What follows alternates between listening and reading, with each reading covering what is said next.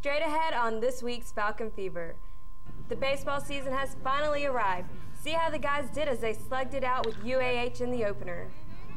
And while the baseball team was busy on the diamond, the basketball team was at it again on the hardwood. We'll check them out. And the women's basketball team is still trying to turn the season around. We'll see how they're doing as well. Falcon Fever starts now.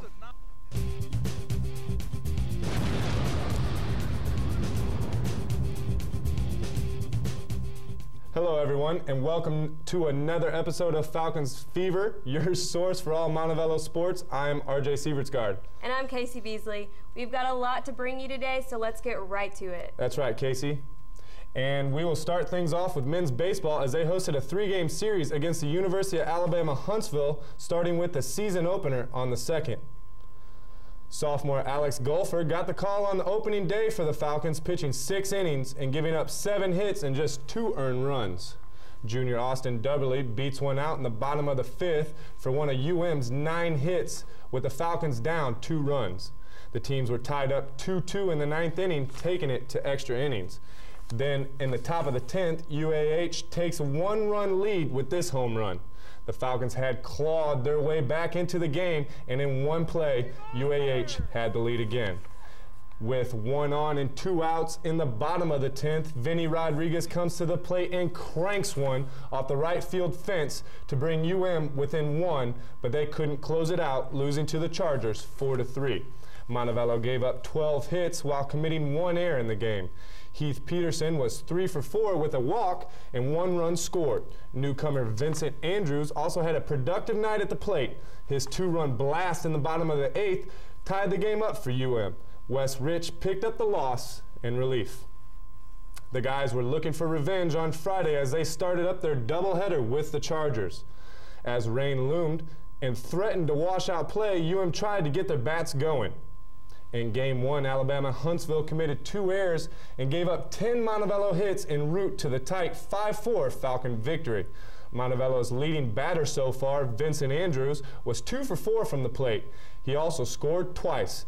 Devin Davis picked up the win in relief, his first of the year, and Nathan Flanagan picked up the save. Game 2 made it to the 6th inning before being called for weather. As a result, the Falcons lost 4-2. Preseason All-American Austin Dubberly swiped 2 bases in the loss. Even though they lost 2 of the 3, head coach Chandler Rose is still proud of his team's performance. I think the guys played extremely hard, played the heart out. I think that was the most important thing I told them for a game. Just play as hard as you can and give great effort. And you know, one player here or there could have gone, all 3 games could have gone either way. Switching gears to basketball, senior superstar DJ Rivera was out last week as the Falcons faced off against Georgia College. That's right. Antoine Davis and Ryan May had to pick up the slack caused by Rivera's absence, and the Falcons trailed the entire game. Davis led the team with 19 points and 8 rebounds, and May rounded out the Falcons' defeat with 9 points and 5 rebounds. Coming off the road loss to Georgia College, the men met the Clayton State Lakers at the SAC. Here's Jeff Hefner to DJ Rivera, who was out the last game. He gets 3 of his 17 points with his basket. The Falcons dominated the Lakers at the free throw line, shooting 74%. Here's Antoine Davis with the miss, and a nice save by DeMarcus Catchings. Antoine Davis finished the game leading the team with 20 points, and Catchings finished the game with 11 rebounds. After that big conference win at home, the men met on the road for another PBC game in North Georgia. DJ Rivera had another big game leading the team with 20 points. He was followed by Marvin Fitzgerald, who had 17 points and 11 rebounds.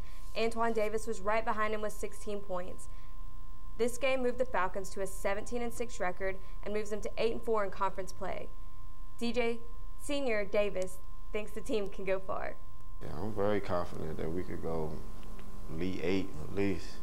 So as long as we play together, everybody work hard, I don't see nobody standing in front of us. That was senior Antoine Davis. It's been a back-and-forth season for the women's basketball team this year. Yep, and with that, the Falcons are trying to stay alive in the Peach Belt Conference, but are finding wins are hard to come by. But that was not the case to open up February as UM traveled to Georgia College. The Falcons took an early lead and maintained it throughout the game with a balanced attack led by Taylor Beverly. She had 18 points and 5 rebounds, while Tiffany McClure totaled 15 points and swiped 2 steals, which led to the Falcons' 61-47 win over Georgia College. On the 4th, the women's basketball team hosted the 2011 national champions of Clayton State. And right from rip, the Lady Lakers seemed to be unstoppable, going on a 23-6 run in the first 10 minutes. From then on, all the Falcons could try to do was stop the bleeding. Davia Harris led UM with 14 points and 5 boards, and Tiana Boxley put in 12 points and grabbed 5 rebounds in the 85-50 loss to Clayton State. The Falcons then tried to turn it around as they took on to the road against North Georgia. Down 7 at the half, UM used a strong second-half performance to get the best of the Saints, winning 61-59. Taylor Beverly led the Falcons, scoring 21 and grabbing 4 rebounds. Senior Tiffany McClure also had a big night for UM, dropping 17 points on North Georgia while coming just 2 rebounds short of a double-double. Turning from the hardwood to the putting green, the men's golf team kicked off the second half of their season with an 11th place finish at the Outback Steakhouse Intercollegiate Tournament in Panama City Beach, Florida. Junior Andrew Lowry led the team with a score of 158, finishing 38th overall.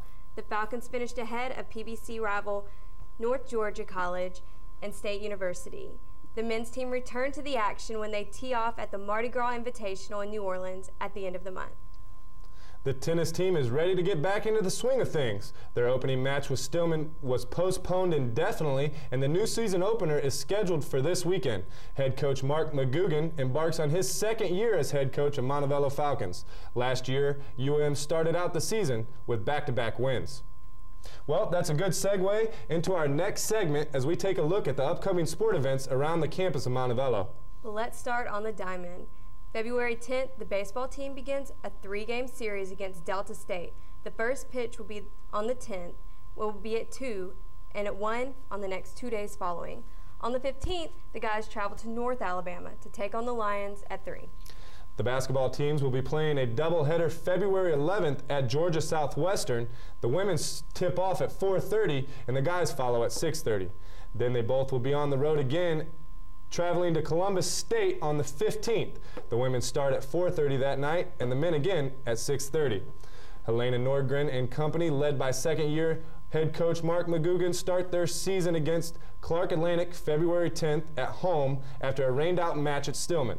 They'll start at 1 p.m. UN then heads to Tuskegee to take on the Golden Tigers at 1 p.m. on the 15th. On the 14th, the women's golf team will continue their season from the fall by traveling to St. Simons Island to participate in the Coastal Georgia Invitational. Well, if you need more Falcon Fever, you can find our past episodes and interviews online. Absolutely. You can just log on to our YouTube channel to watch past episodes, and by simply searching Montevallo for you. Don't forget, if you're a Facebooker or a tweeter, you can follow us at Falcon Fever. If you do tweet or leave a comment, we'll feature your name on our next show. And for extended coverage of all spring sports here at Montevallo, go to MontevalloFalcons.com. There you can find full stats, rosters, and other news. Well, that's all the highlights and all the games that we have for you today, but we'd like to send out a special congratulations to everybody involved in college night on both purple and gold side. That's right. I know both sides have had an intense week of sports, so good luck to all of those participating in the play, which starts tonight. Until next time, for RJ, I'm Casey. We're out of here.